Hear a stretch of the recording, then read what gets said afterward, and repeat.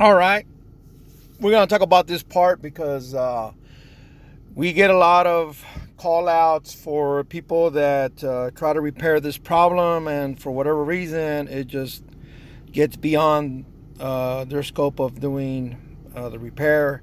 Of course, this is a Cummins with a regen, and we're going to be talking about the air actuator valve. It's a pretty simple valve.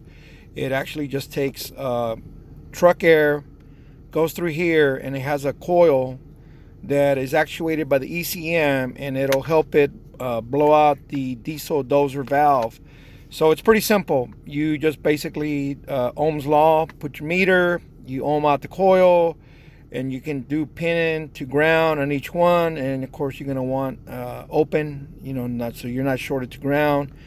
And that's pretty simple. Now, where a lot of guys are doing is they're replacing these, and they still get the code for air actuator not responding or mechanically not responding. And then they'll replace the block, which is the fuel block that integrates the air pressure and the fuel that's delivered to the diesel dozer. And when that doesn't work, they'll go ahead and they'll replace the diesel dozer valve. And they just keep going down the rabbit hole.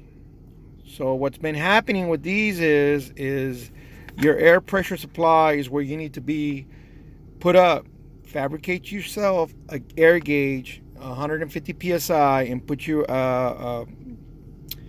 TN to the circuit and watch it as it works. And you want to maintain, good air pressure.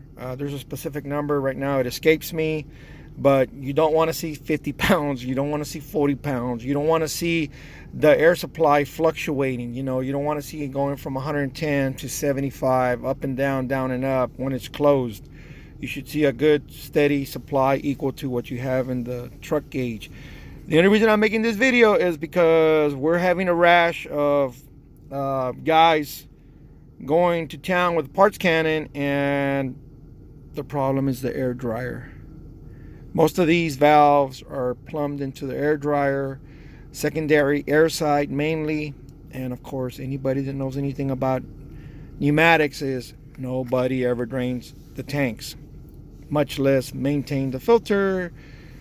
And oh yeah, one thing you do want to watch out for is look in here and check for desiccant.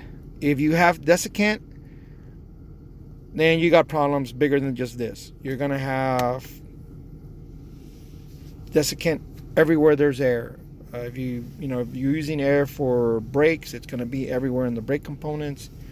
If you're using it for other things, it's going to be there. Fan hub, PTO selector switch.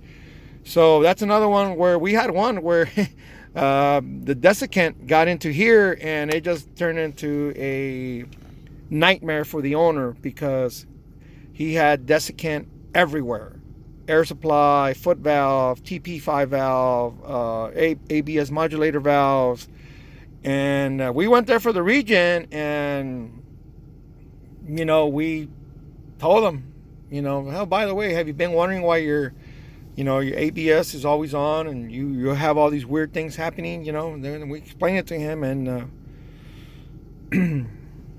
yeah, he wasn't happy. Anyway, thought I'd share. Again, test, don't guess, and know the product, or at least make an attempt to understand how it works. Not just, hey, I got a code for air actuator, let's order an air actuator. Don't do that. I know most of my viewers, I got a bunch of new viewers. For those of you joining me, I appreciate it. Thank you very much. I try to share what I can. After years and years of watching YouTube, I just decided to share what little bit I know.